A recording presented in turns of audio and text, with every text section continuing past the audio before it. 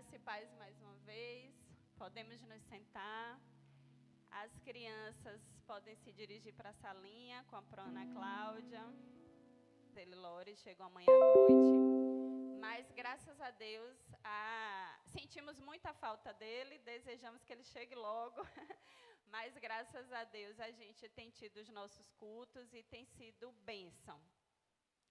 Para a glória de Deus, o Senhor tem usado os nossos irmãos, a palavra tem sido pregada aqui com muita verdade, com muita sabedoria, né? Todos que têm estado aqui na escala têm sido responsáveis e fiéis à palavra do Senhor, né? E muitas pessoas têm sido abençoadas para a glória de Deus. E hoje não vai ser diferente. Hoje é com o nosso irmão Everton, né? Tenho certeza que a palavra vai ser forte, como ele fala, é forte. Pode vir, Everton. Vertinho, né? Estranho falar Everton.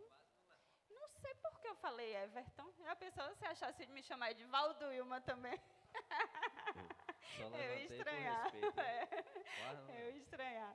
Mas que o Senhor te abençoe, meu irmão. Tenho certeza que vem palavra forte aí. Amém. Eu sei que vem. Não pode fazer isso, não. Misericórdia. E agora? A paz, pessoal. Boa noite. Aninha, por que tu fez isso? Meu irmão, Deus abençoe. Estou indo para casa. O louvor já falou. Deus está presente no meio dos louvores. A gente está bastante feliz. Estou torcendo para o pastor voltar logo, porque ele fica achando umas promoções lá e fica me mandando foto. Mano, tem livro aqui de X valor. Traz um. Aí, hoje ele mandou a foto da camisa do São Paulo lá numa loja que ele estava. Falei, rapaz, já acabou a cota. Não tem mais. Se a mulher descobrir que eu estou comprando coisa aí.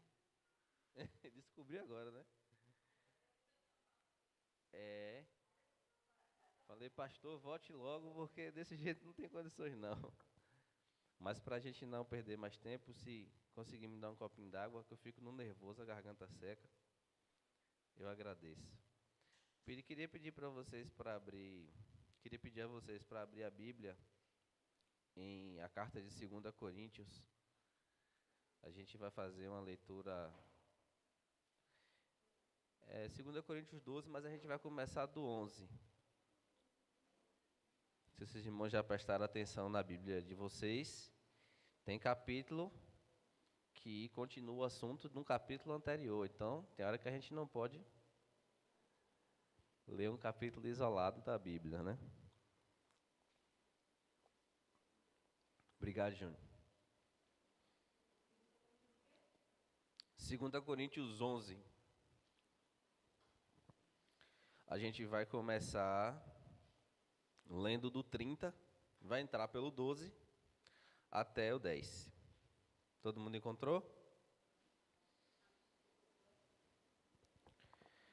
Diz assim: se devo orgulhar-me, que seja nas coisas que mostram a minha fraqueza. O Deus e Pai do Senhor Jesus, que é bendito para sempre, sabe que não estou mentindo. Em Damasco, o governador nomeado pelo rei Aretas mandou que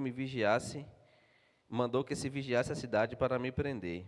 Mas de uma janela na muralha, fui baixado numa cesta e escapei das mãos dele. É necessário que eu continue a gloriar-me com isso.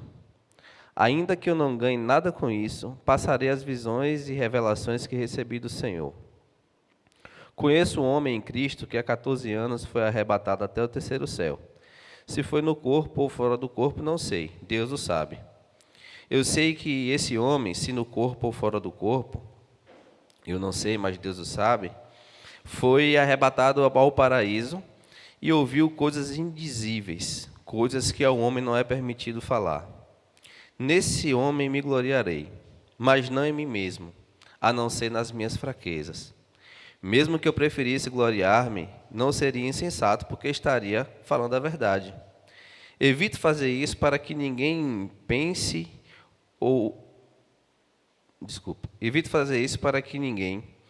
ao meu respeito mais do que vê em mim ou me ouve. Para impedir que eu me exaltasse por causa da grandeza dessas revelações, Foi-me dado um espinho na carne, um mensageiro de Satanás para me atormentar.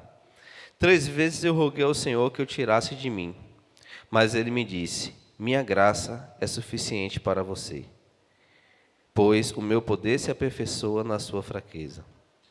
Portanto, eu me gloriarei ainda mais alegremente nas minhas fraquezas, para que o poder de Cristo se repouse em mim. Por isso, por amor de Cristo, regozijo-me nas minhas fraquezas, nos insultos, nas necessidades. Amém. Há uns 8 anos atrás, a gente teve uma reunião de condomínio da igreja. E aí a gente foi na casa, se não me engano, na casa de irmão Zé. Irmão Zé não está aqui hoje não, né? E aí a gente sentou e o pastor, ele tem costume, ele fez uma rodinha de conversa assim, aquele velho semicírculo de domingo de manhã. Esse dia acho que foi numa quinta, culto no lar. E aí o pastor falou: rapaz, hoje em vez de ler logo a Bíblia, eu não queria não, eu queria que vocês contassem para mim como foi a semana de vocês. E aí começou, rapaz, eu tive problema com isso, não sei o que, mas venci. E aí foi passando, né?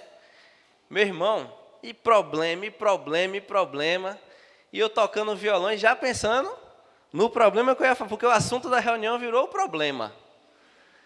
E aí foi falando de um, aí chegou em Marcos, neto de irmão Zé. Marcos ainda era, hoje você vê Marcos está um homem feito, né? Mas Marcos, quando eu conheci, era bem menor, criança. E aí Marcos sentado assim, com aquela cara pensativa. E aí o pastor não pulou a criança. O pastor: Marcos, diga aí, Marcos, como foi sua semana? Como o assunto era problema, Marcos olhou assim e falou: rapaz, não tenho problema não. Eu não tenho problema não. É quando acontece alguma coisa, geralmente meu avô resolve. Quando eu preciso de alguma coisa, geralmente meu avô me socorre. Eu não tenho problema não, pastor. E passou. E isso ficou na minha cabeça.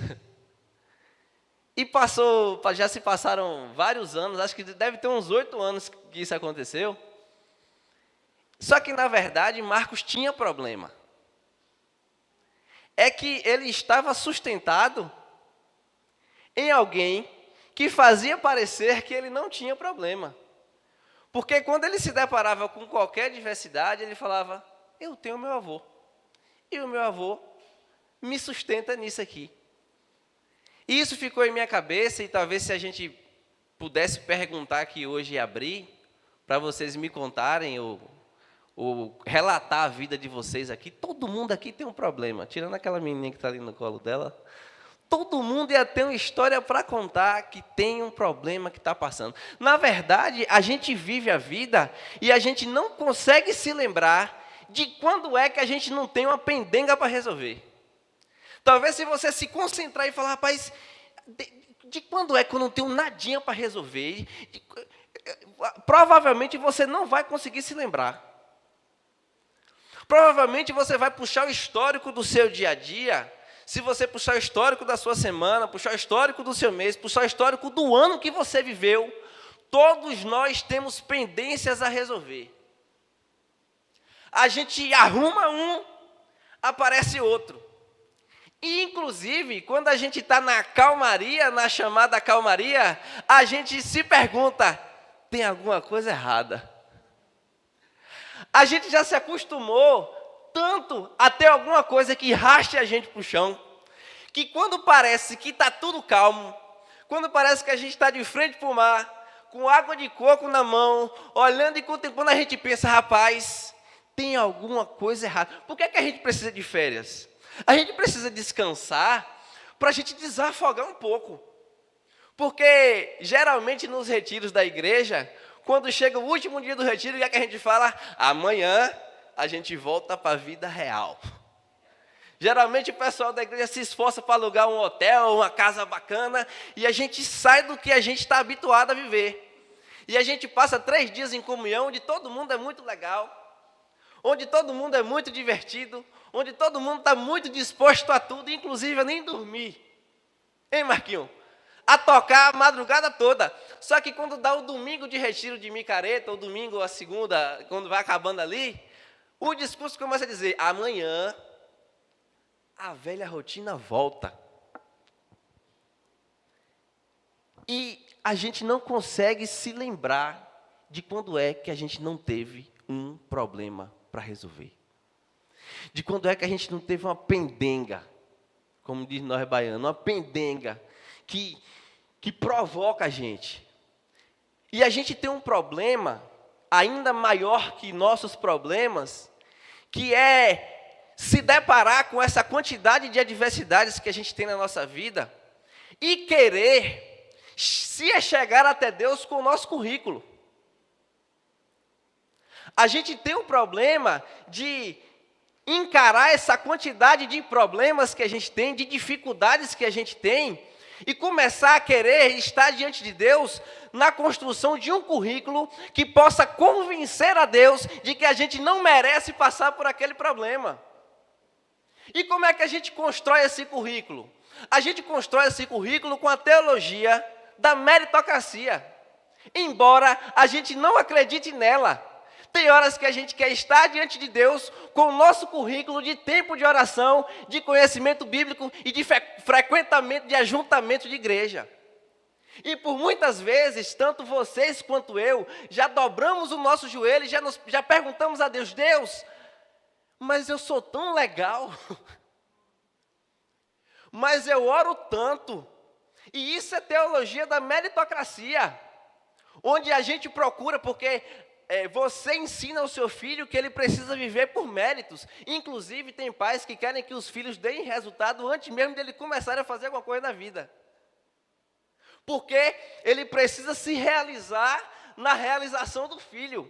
E aí ele começa a cobrar mérito. E a teologia da meritocracia está aí para dizer que você é o mais que vencedor.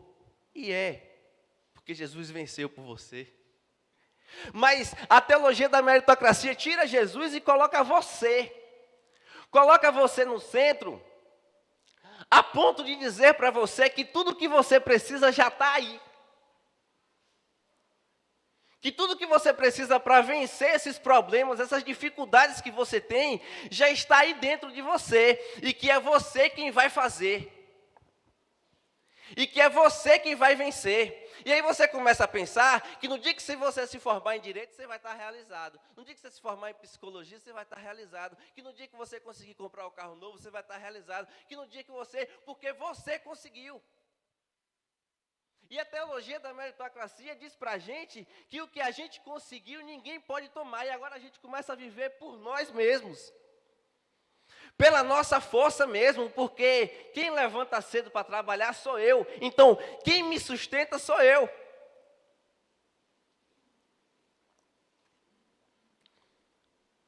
E ninguém venha dar opinião na minha vida, não. Os 10 mandamentos que têm sido falados aqui de manhã, a gente tem dificuldade em atender aos 10 mandamentos, em entender os 10 mandamentos, porque a gente não quer que ninguém diga o que a gente tem que fazer. A gente quer dizer o que a gente tem que fazer. Porque quem levanta cedo sou eu, quem trabalha sou eu, quem estuda sou eu, quem ora sou eu, quem prega sou eu, quem vira a noite com a Bíblia. E a gente constrói um currículo e vai para Deus e diz, Deus, está aqui o meu currículo, eu não mereço passar por isso.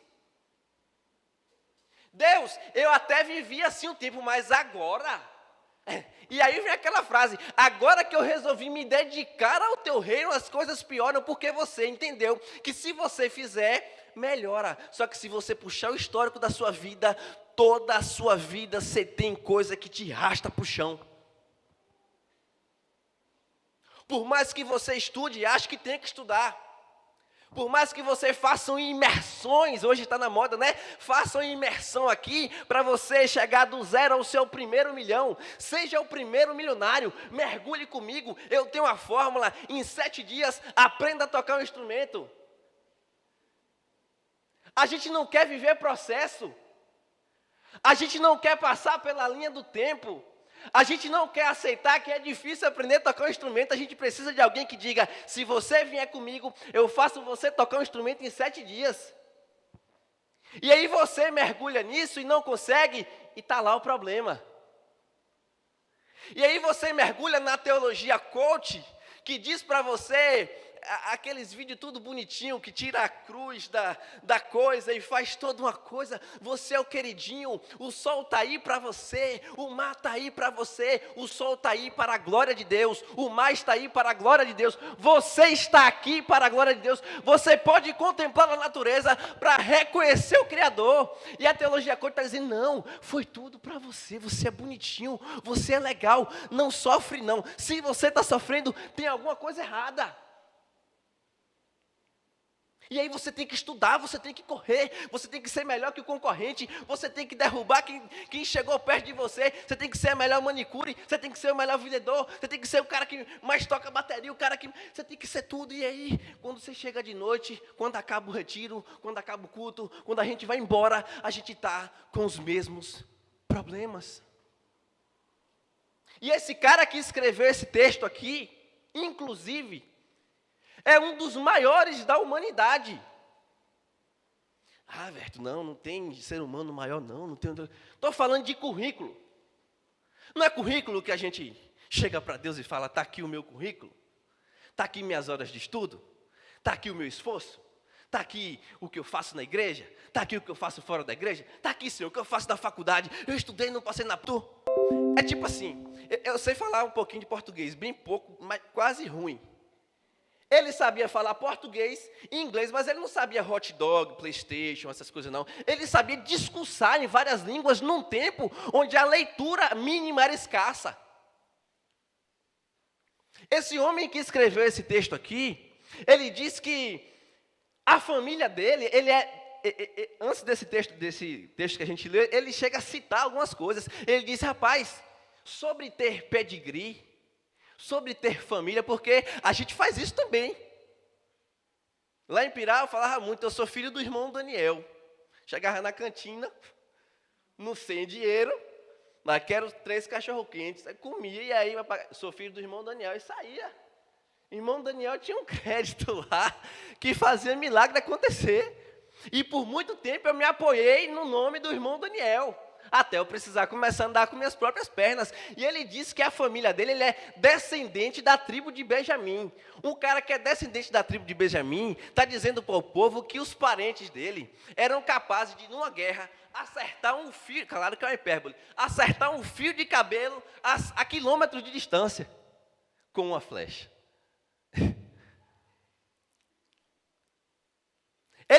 Ele reivindica o pedigree dele contando a história da família dele.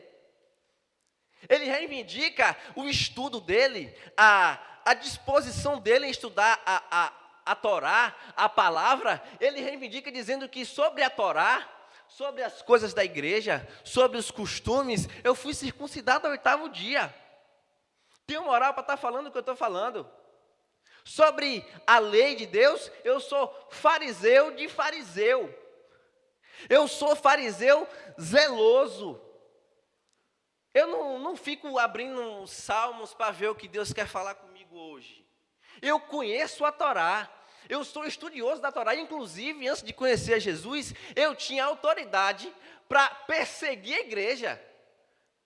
Por quê? Porque, para mim, esse Jesus que a igreja acredita é um impostor. E se esse Jesus que a igreja acredita é um impostor, eu preciso parar esse movimento.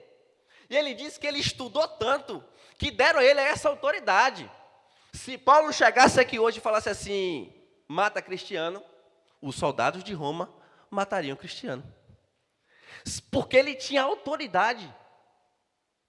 E quando ele se encontra com Jesus, no caminho de Damasco, que Jesus aparece a ele, todo esse esforço, todo esse estudo, toda essa retórica, tudo que ele conheceu, tudo que ele viveu, agora ele é transformado. A cabeça de Paulo muda. E ele precisa agora usar isso para a implantação do reino. E Paulo agora de perseguidor passa um plantador de igrejas. Esse cara agora, o currículo dele não é só de faculdade, não é só de ser poliglota. Poliglota, tá certo? Tá, né? O currículo de Paulo agora não é só acadêmico. O currículo de Paulo agora, ele passa a ser também gospel. Não, irmão, gospel não. Ele passa a ser do evangelho. Porque agora a vida e dedicação de Paulo, A avidez dele pelo aprendizado, e por passar isso, agora passa a ser para a implantação de igreja. Inclusive, esqueci quantos livros do Novo Testamento, mas muito do Novo Testamento foi escrito por Paulo.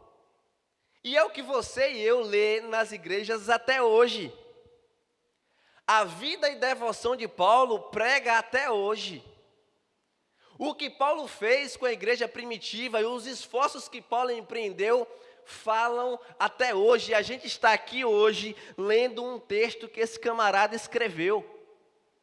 Mas esse cara, quando se perguntasse, ou se a gente tivesse ouvido um pregador falando sobre isso, se Paulo entrasse aqui na igreja hoje e sentasse numa cadeira aqui na nossa frente, e a gente pudesse perguntar: Paulo, diante de tudo que tu é, diante de tudo que tu se tornou, do que é que tu tem mais orgulho?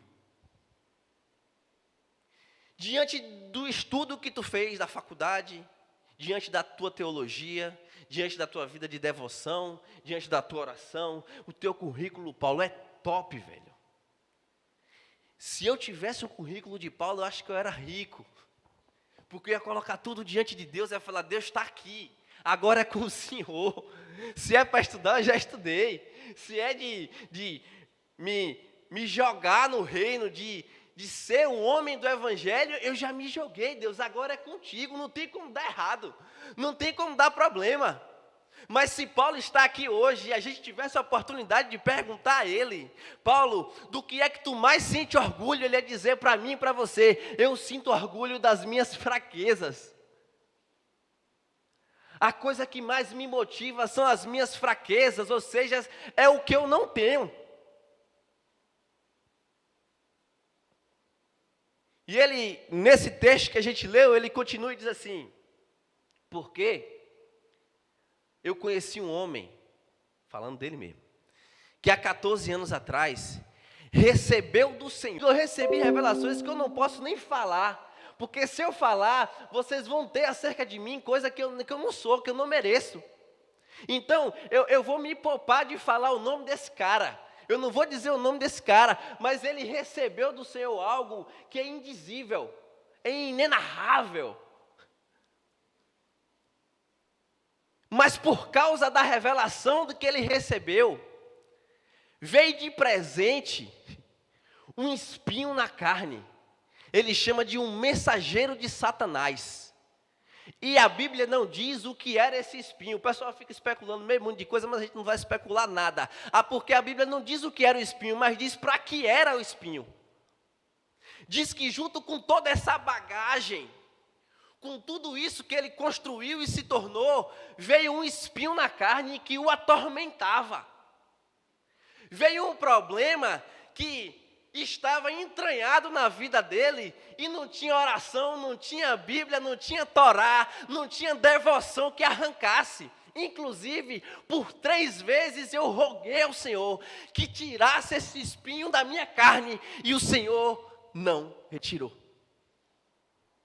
Por 3 vezes esse super-homem, de currículo invejável que nenhum de nós aqui tem, e eu estou falando sem conhecer vocês, mas eu sei que não. Nenhum de nós tem esse currículo. Esse cara chegou diante de Deus e falou: Deus, por causa da revelação, eu recebi um espinho que me corta. Detalhe, me acompanha a minha trajetória de vida toda. E eu estou falando para vocês que tem um crente sincero, com um problema grave, que o machuca, que o humilha, que o joga no chão, um crente sincero orando a Deus, pedindo para que Deus tire, e Deus está dizendo que não. Eu estou dizendo para você que tem um crente que frequenta culto, tem um crente que fabrica, faz igreja, que planta a igreja, tem um crente que conhece a Bíblia, estou contextualizando, conhece a Bíblia de trás para frente, de frente para trás, pedindo a Deus para que livre ele de um problema que humilha ele, e Deus está dizendo para ele que não. A nossa compreensão meritocrática, isso é um absurdo, porque se eu faço, eu mereço receber. Se eu trabalho, eu mereço o meu salário. Aí eu oro a Deus, Deus, eu não estou pedindo carro, não. Eu não estou pedindo chave de casa, não. Eu estou te pedindo para tirar esse espinho. Esse espinho que para mim é como um... O problema é que a gente quer que Deus livre a gente das coisas pelo nosso mérito. E Deus está dizendo para esse crente sincero, um coração quebrantado diante dele, dizendo: não, eu não tiro, mas eu te dou graça, porque a minha graça é suficiente para você suportar. A minha graça é suficiente para você vencer. Sabe por quê, Paulo? Porque quando você está fraco, Deus não falou isso, mas foi o que Paulo entendeu quando ouviu a resposta de Deus. Por isso que ele diz: quando eu estou fraco, é que eu estou forte. Porque quando as minhas possibilidades me limitam, as minhas impossibilidades me limitam, o meu conhecimento me limita, eu bato com a cara na parede, mesmo tendo a bagagem que eu tenho, eu só venço porque a graça de Deus é suficiente para mim. Ainda que quando eu vá, use todos os meus recursos, use tudo que eu construí e bata com a cara na parede, eu só venço porque a graça de Deus é suficiente para mim. E aí o texto diz: porque a graça de Deus se aperfeiçoa na fraqueza. Se aperfeiçoar na fraqueza não é que a graça de Deus melhora. Às vezes eu quero mais água. Não é que a graça de Deus melhora. A graça está brincando de videogame com você. Não é que Deus está brincando de ver, vou ver se Júnior é forte, vou ver se Jade suporta, vou ver se Grace aguenta. Sabe por quê? Porque são as minhas possibilidades. Entra no carro novo, pai, estou nem aí para mendigo, nada, eu consegui, eu tenho, foi Deus que me deu, bota lá no fundo, foi tudo que eu tenho, foi Deus que me deu, meu carro foi Deus que me deu, a força da sua inveja, a vitória do meu sucesso, né? Tem uns negócios, os caras botam e fica nessa e tal, tá tudo na crista da onda e tal, mas vem a pandemia, fecha o comércio e tu vê que tu não pode nada, que quem bota o pão na tua mesa é Deus. Que tu pode ser bom no que faz, pode fazer acontecer. E aí você senta na mesa e fala: rapaz, eu não me governo, eu não me sustento, eu não sou autossuficiente, eu não posso por mim mesmo, eu sou fraco. Se eu engolir uma água errada e me der um refluxo de noite, eu apago lá mesmo e não posso fazer nada por isso. Rapaz, eu tive um refluxo um dia que eu falei, e acordei, fiquei aquele sufoco, aí voltou de novo, ficou aquele ácido aqui. Eu falei: rapaz, ninguém é nada. Você deitou, dormiu, não sabe se vai levantar e está confiando no teu currículo. Mas quando as nossas possibilidades, elas se encerram, a graça de Deus, ela se descortina em nossa mente, a gente passa a entender que não é a gente que se sustenta. E é isso que Paulo está falando: eu não me sustento, eu não sou autossuficiente. Eu posso, inclusive, se comer do fruto, ser igual a você. Pecado é mudança de rota. E ele vira as costas e diz: vou viver por mim mesmo. Só que o ser humano fora de Deus é como uma mão fora do corpo. Você pode ler o Gênesis e ver que Adão não morreu quando ele pecou, imediatamente. Mas a morte entrou no mundo. E se eu cortar a minha mão aqui agora, ela cair e ficar se debatendo no chão, ela vai se debater com o resíduo da minha energia, do sangue que ainda tem aqui na veia, mas vai passar o tempo e ela vai apodrecer, porque ela está fora de mim. Dizer para Deus que é autossuficiente é dizer para Deus: eu não preciso de você, eu vou agir segundo as minhas convicções, segundo ao que eu me tornei, segundo ao que eu sou. Infelizmente, você vai se debater até morrer.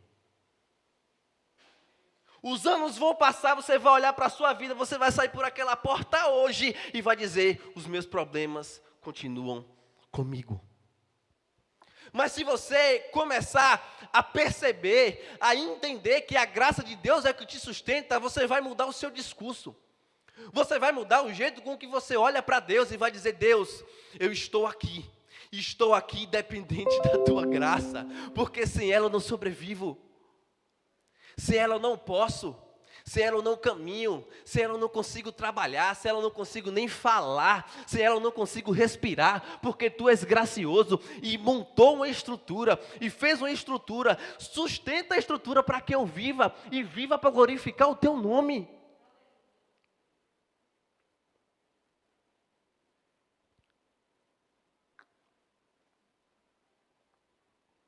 O problema é que a gente quer ser dono de si. E quando a gente olha para o Deus que nos promete graça, a gente vê um Deus se esvaziando de si, assumindo a forma humana, se tornando como um de nós, sendo humilhado, esbofeteado e levado até a morte, morte de cruz, para que eu e você pudesse ter vida. Eu encontro um Deus não dizendo eu sou Deus. Filipenses diz que ele abriu mão da glória. Abrir mão da glória de ser Deus não é deixar de ser Deus. Jesus era Deus, 100% Deus, 100% homem. Mas abrir mão da glória é dizer eu abro mão do conforto de ser Deus. Abriu mão da sua glória e esvaziou-se. Ele abriu. Entre numa igreja, numa comunidade de fé e se sinta rejeitado. Jesus, o Filho de Deus, foi rejeitado. Ele abriu mão de ser como Deus, não de ser Deus. Mas ele abriu mão da glória, do conforto, do privilégio para ser como nós. E no momento mais difícil da sua vida, ele diz: Deus, se for possível, passa de mim esse cálice. E a resposta de Deus foi silêncio. Agora não estou falando de Paulo, não. Estou falando de Jesus. O Filho de Deus. Sentiu dor até suar sangue. Sentiu angústia até chorar sangue. Sentiu frio. Sentiu fome. O Filho de Deus orou a Deus com um coração sincero. E o que ouviu foi silêncio. Mas como um Filho de Deus, que quer que a gente seja como Ele, cristãos, pequenos cristos, Ele disse: Pai, seja feita a tua vontade. A gente não está pronto para dizer a Deus que é para fazer a vontade dEle em nossa vida. Porque a gente nem sabe o que é bom para a gente, mas quer ser dono da nossa vida. Você não sabe nem escolher. Sei sim, eu me conheço. Deus lhe conhece mais que você mesmo. Eu sei quem eu sou na fila do pão, Verto. Pode ficar tranquilo que eu resolvo. Você não sabe. Rapaz, esse cara é doido. Você não sabe o que é melhor para você. Para de achar que você é dono de sua vida. Se entregue, mergulhe, deixe essa graça te conduzir. Aprenda a estar diante de Deus e dizer: Deus, seja feita a tua vontade. Porque Deus é poderoso e Deus pode sim, Deus pode. Eu não estou dizendo que Deus não pode livrar os nossos problemas, mas vai ter problema que sempre vai ficar aí para lembrar você quem você é. Muita coisa a gente já venceu, mas eu tenho um problema que me acompanha desde quando eu me entendo por gente. E eu já entendi que Deus não vai tirar ele de mim, porque esse problema me faz ver quem eu realmente sou e quem Deus é na minha vida. E o que Deus diz para mim todas as manhãs quando eu levanto é: eu não vou tirar da sua vida, mas eu vou te dar graça para você suportar. Eu vou te dar graça para você vencer. E o que eu quero que você entenda é que não vai resolver o seu problema aqui hoje. Daqui a pouco você vai para casa e amanhã a sua vida volta ao normal. Eu não vou estar lá falando, ninguém vai estar lá falando com você. Quando você acordar, de repente aquele problema vai estar lá. Mas eu quero que você se lembre que Deus está sustentando o universo e sustentando a sua vida na graça dEle. Eu vou encerrar agora, porque eu me lembro que quando eu era pequeno, eu ficava no rio, lá na roça tem um rio, e a gente ficava tomando banho na lama. E eu lembro que painho, ele chegava, e a gente ficava no raso, a gente não sabe nadar, né, criança. E aí painho, ele saía assim pelo canto e sumia. Ele mergulhava e vinha e pegava a gente pelo pé. E levava para o fundo, ia levando, ia levando. E eu lembro que eu ficava, pai, é fundo, pai. Eu não vou conseguir não, pai. Não dá não, pai. E ele dizendo, vamos que eu estou aqui. Mas, pai, não dá nem para ver o fundo. Vamos, Verto. Vamos, Verto. Tem coragem, Verto. Tu precisa ir, Verto. Tu precisa aprender a nadar, Verto. Tu precisa aprender a caminhar. Tu precisa parar de depender dos outros. Tu precisa sim, Verto, se fortalecer. Tu precisa, pensou, se tu cai no rio uma hora e não sabe nadar, Verto, tu vai se afogar, Verto. Tu vai morrer. Mas, pai, é fundo. Mas eu tô aqui. Mas, pai, eu ainda não sei nadar direito. Mas eu tô aqui. E eu lembro que ele me deitava e me segurava pela barriga e falava, vai, Verto, puxa a água. Bate o pé, e eu começava a cansar, e ele começava a dizer, bota força no braço, bate as pernas, puxa a água, Vertinho, eu estou aqui. E eu ficava agoniado, tentando chegar logo na margem, ele falando, calma, puxa a água, bate a perna, e quando eu chegava na margem, ele olhava para mim e falava, e aí como foi? Eu falei, pai, eu consegui, pai. Ele falou, agora não vá sem mim. Se eu não tiver, não vá. Ouviu? Ouvi, pai. Eu falei o quê? Se o senhor não tiver, é para não ir. Só vá para o fundo se o seu pai estiver lá. Porque você pode ser bom, mas você pode cansar. Você pode ter aprendido a falar inglês, português, estudou na melhor faculdade, tem o melhor comércio, é o melhor eletricista, é o melhor manicure, é o melhor arte finalista, é o melhor cabeleireiro, você é o melhor, mas você vai cansar. E se você for para o fundo sem o pai, você morre. Por mais que você saiba puxar água e bater as pernas, só vá se ele estiver te segurando. Porque você não se sustenta sozinho. Os melhores nadadores das Olimpíadas, que nadam 50, 30, 20 quilômetros, sei lá, tem um barco do lado deles. Porque eles se prepararam para estar lá no alto mar. A baiana ganhou agora. E a gente ficou impressionado como é que a pessoa nada há tanto tempo. Mas tinha um barco lá do lado. Porque ela se preparou para estar lá, mas ela pode ter problema na caminhada. Ela foi a melhor de todas. Mas precisava de um barco do lado. Porque ela podia se cansar.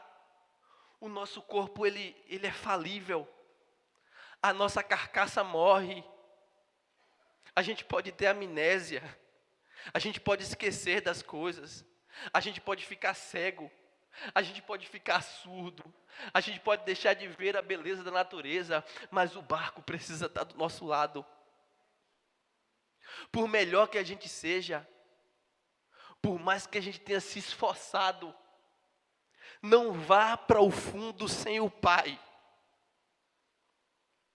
Se ele não tiver, não vá. Queria orar com vocês. Deus, obrigado, Senhor, por essa oportunidade, Pai. Que a gente consiga enxergar a Tua graça nos aperfeiçoando, nos moldando. Que a gente pare de achar que a gente se governa, Senhor. Que tudo que somos, tudo que nós nos tornamos, seja nada diante de Ti, Senhor. Eu oro, Senhor, para que quando a gente saia por aquela porta, que a gente enfrente amanhã, essa segunda-feira, essa semana, a gente possa enxergar a Tua graça nos sustentando. A gente possa estar agarrado contigo em todos os momentos das nossas vidas. Em nome de Jesus. Amém.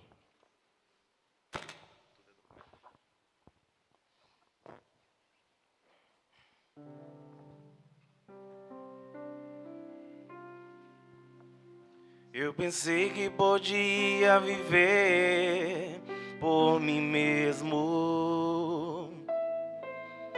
Eu pensei que as coisas do mundo não iriam me derrubar.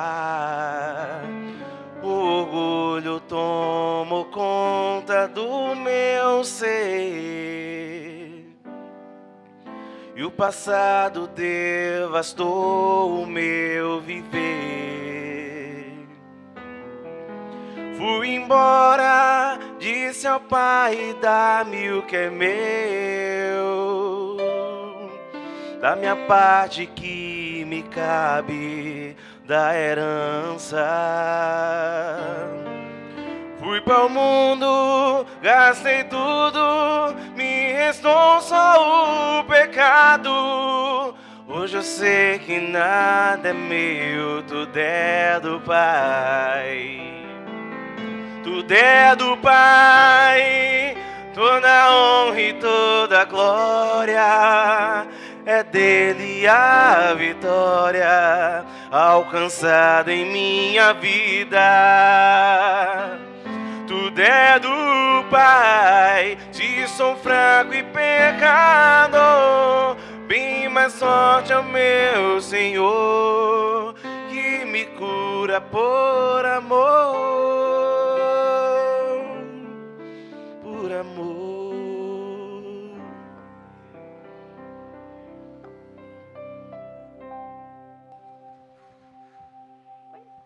Glória a Deus. Confusão com essa máscara e esse óculos.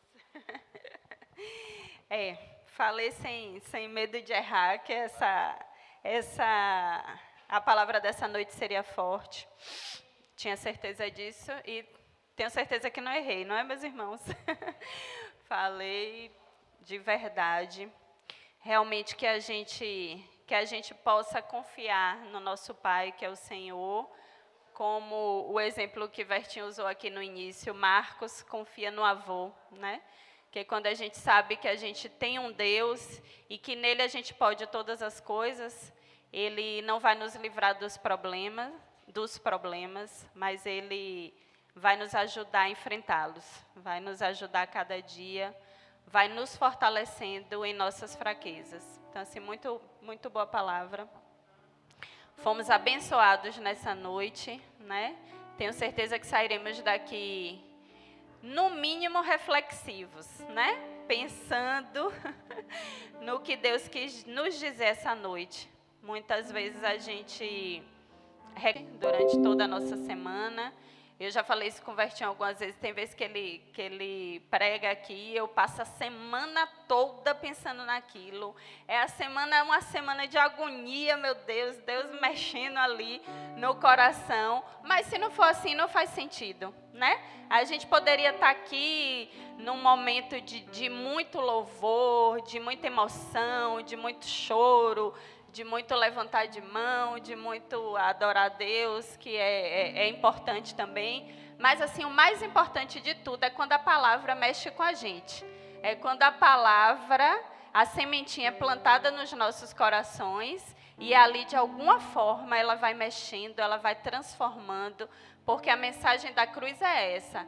A mensagem da cruz não é de coaching, não é para dizer você pode, você é capaz, você consegue, como o Vertinho falou, o seu currículo é bom, né? Você tem méritos para conseguir isso, você tem mérito para conseguir aquilo. Não, a palavra da cruz é aquela que mexe com a gente, que nos dá a verdadeira dimensão da situação. Eu não sou nada, eu sou fraca, eu não posso, mas eu tenho um Deus que pode todas as coisas e que nele eu conseguirei vencer os meus problemas, as minhas situações.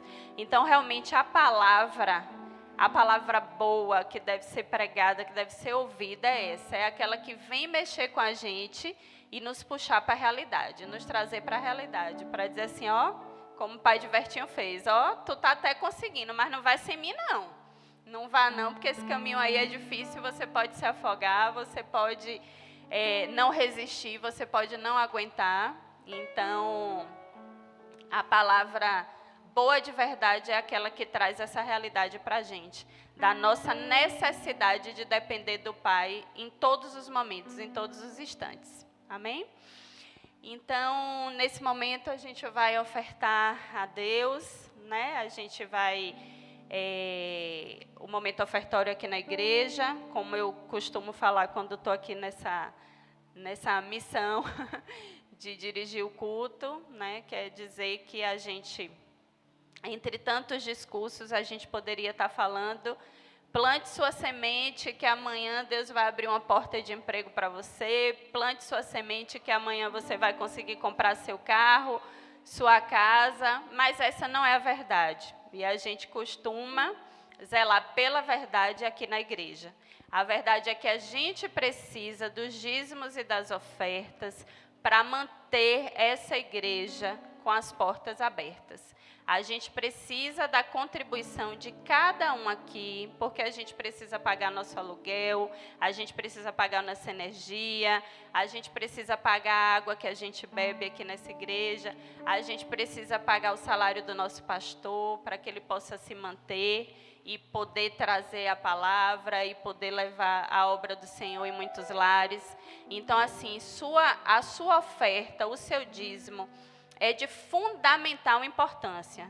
Não porque ele vai lhe trazer de volta algum bem. Embora que todo bem, tudo aquilo que a gente planta, a gente colhe de alguma forma, né? Então, todo bem que é plantado, ele vai ser colhido de alguma forma.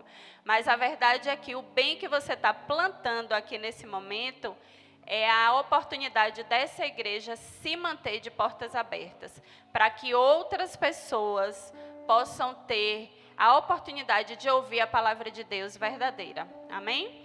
Então, acho que deve estar no YouTube aí o Pix da igreja, né?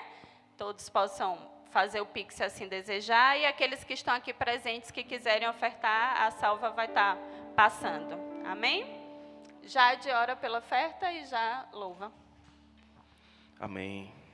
Pai amado, obrigado pelo teu amor, tua misericórdia e todo cuidado sobre nossas vidas, Senhor. Abençoa todos que estão aqui, todas as famílias. Abençoa todos que vão ofertar, Senhor, e também a quem não vai ofertar. Que possamos ser abençoados e guardados em nome de Jesus. Amém. Através de mim, Jesus clareia. Através de mim, Jesus clareia. Faz brilhar a minha luz, eu carrego a luz de Deus. Através de mim, Jesus clareia. Através de ti, Jesus clareia. Através de ti, Jesus clareia. Faz brilhar a sua luz, você carrega a luz de Deus. Através de ti, Jesus clareia.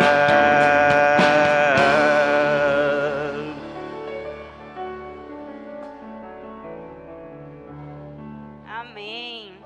Então vamos nos despedir. Durante a semana a gente tem tido nosso encontro às quintas-feiras pelo Google Meet, a partir das 20 horas. Tem sido muito bom, muito bom. Essa semana foi uma palavra abençoada, abençoada. Eu acho que foi aquela palavra que a gente precisava ouvir. Nessa quinta-feira foi muito bom. Então, os irmãos, fiquem ligados. Domingo pela manhã a gente tem tido Manhã de Paz, a partir das 9h30. Estamos estudando sobre os 10 mandamentos. E domingo à noite, a partir das 19 horas, o culto presencial e está sendo transmitido através do YouTube. Queria agradecer a presença de alguns irmãos aqui visitantes. Espero que vocês tenham gostado, que voltem sempre. A igreja está de portas abertas para vocês, né? Que vocês possam voltar sempre que desejarem. Amém? Vamos nos colocar de pé para a gente orar, que o Senhor nos Chama as crianças, Jade, por favor. Já.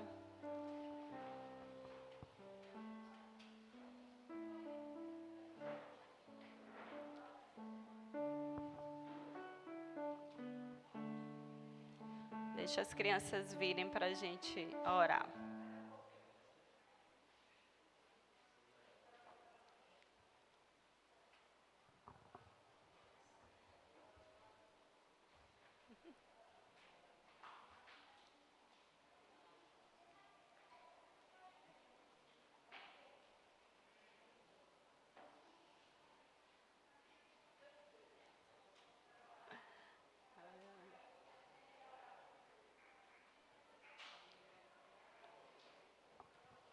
Pronto, aí, cada um chegando para perto do seu papai e mamãe. Oremos então. Senhor Deus, muito obrigada, Pai, pela palavra nesta noite. Muito obrigada por nos abençoar. Muito obrigada por nos lembrar a cada momento que o Senhor é um Deus que está no nosso lado, que o Senhor pode nos dar a força necessária nos momentos, que muitas vezes a gente não tem aquilo que a gente pede, mas a gente tem aquilo que é suficiente, que é importante para as nossas vidas, porque o Senhor é um Deus que supre todas as nossas necessidades, Senhor Jesus. Muito obrigada, Deus, muito obrigada, que o Senhor possa nos levar para casa em paz, que o Senhor possa abençoar a vida de cada um aqui presente, possa livrar e guardar a família, a casa de cada um aqui presente, Senhor Jesus. Nos dá uma semana abençoada, em nome de Jesus, amém.